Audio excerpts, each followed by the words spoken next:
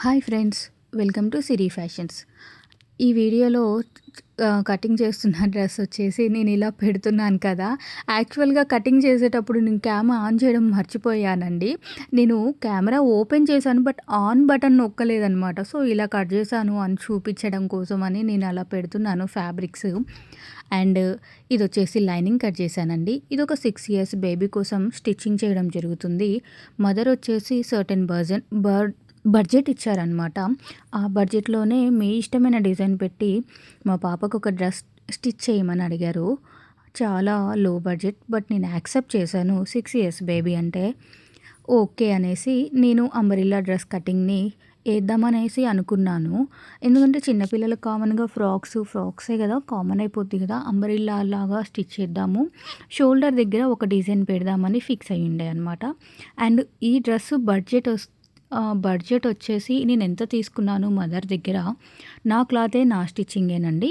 మొత్తం అన్నిటికి కలిపి ఎంత తీసుకున్నాను అని తెలియాలంటే వీడియో చివరి వరకు చూడండి. వెరీ రీజనబుల్ ప్రైస్లో నేను స్టిచ్ చేయడం జరుగుతుంది విత్ క్లాత్ అండి. ఓకేనా.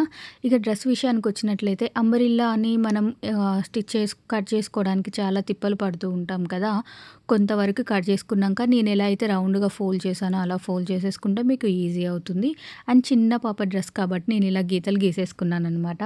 ఆ రోజు నైట్ అండి కట్ చేశాను. ఇక మళ్ళీ మార్నింగ్ కంటిన్యూ చేశాను వర్క్. షోల్డర్ దగ్గర నేను ఒక చిన్న ఫ్రిల్స్ లాగా పెడతా అనేసి అన్నాను కదా, దానికోసం కూడా ఫ్యాబ్రిక్ కటింగ్ చేసేసుకున్నాను. ఇప్పుడు చూడండి, నేను ఒకసారి చెక్ చేస్తాను అరౌండ్. ఇలా మీరు కూడా మలుచుకొని కట్ చేసుకుంటే ఎంత వర్క్ అంబ్రెల్లా అయినా కానీ మీకు ఈజీ ఉంటుంది కటింగ్ చేసుకోవడం. ఇది కాటన్ కాబట్టి ఈజీ టు ఫోల్డ్ అయింది. మీరు వేరే ఫ్యాబ్రిక్ అయినా కానీ ఈ టిప్ యూస్ చేసుకోండి. తెలుసున్న వాళ్ళైతే మళ్ళీ ఒకసారి నేను చెప్పినందుకు వినండి, తెలియని వాళ్ళైతే ఈ టిప్ని యూస్ చేసుకోండి. ఓకేనా. అండ్ లైనింగ్ పని అయితే అయిపోయిందండి. ఫ్రిల్స్ పెట్టి కుట్టేశాను కింద. ఇక ఈ ఫ్యాబ్రిక్ని మెయిన్ ఫ్యాబ్రిక్ తోటి జాయింట్ చేయడమే. అయితే ఇప్పుడు జాయింట్ చేసేసి రివర్స్ తీస్తానమాట. ఈ డ్రెస్కి హ్యాండ్స్ ఉండవు. హ్యాండ్స్ ప్లేస్లో వేరే ఫ్రిల్స్ పెడుతున్నాను షోల్డర్ దగ్గర. ఇది వచ్చేసి కొంచెం జారుతుందనేసి నేనేం చేశానంటే గమ్ పెట్టేసి ఒక 5 minutes అలా వదిలేసాను. 2 ఫ్రంట్ అండ్ బ్యాక్కి ఇలా పెట్టి వదిలేసాక మంచిగా స్టిచ్ చేశాను. నీట్గా స్టిచ్ చేసి కట్ చేసి రివర్స్ తీసాను అనమాట. వీడియోలో చూసినట్లయితే మీకు తెలుస్తుంది.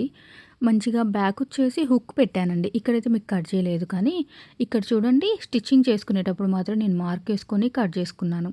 సో ఇవన్నీ ఇలా తీసేసి జాయింటింగ్ చేసేసుకొని షోల్డర్ దగ్గర ఐరన్ చేసుకుంటే మీకు మంచిగా నిలబడుతుందండి. ఐరన్ అనేది స్టిచ్చింగ్లో మస్ట్ అండి.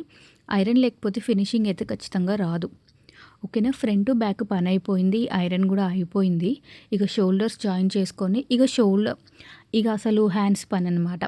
హ్యాండ్స్ పని వచ్చేసి 10 inches పెట్టాను నేను. ఫ్రంట్ బ్యాక్ 5 inches ఇలా నేను సెట్ చేసేసుకొని, నేను దీన్ని జిగ్జాగ్ చేయలేదండి. ఫ్రిల్స్ పాదం ఉంది కదా నా దగ్గర, స్మాల్ పాదంతో అటు మలిచి కుట్టాను. నీట్గా వచ్చింది.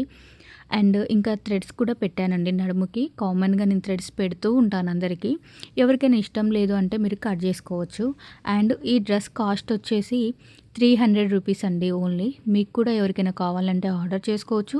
ఈ క్లాతే కాదు, ఇంకా 2-3 ఆప్షన్స్ ఉన్నాయి నా దగ్గర. ఆ 3 or 4 ఆప్షన్స్ ఉన్నాయి. ఆ క్లాతులలో మీరు ఏ క్లాత్తో అయినా కానీ ఇదే సైజ్ డ్రెస్, ఇదే మోడల్ డ్రెస్ ఆర్డర్ చేసుకుంటే ఇదే 300కి నేను ఇస్తానండి. మీ అందరికీ ఈ వీడియో నచ్చిందని అనుకుంటున్నాను. నా ఛానల్ని ఎవరైనా సబ్స్క్రైబ్ చేసుకోకపోతే చేసుకోండి, లైక్ చేయండి. బాయ్.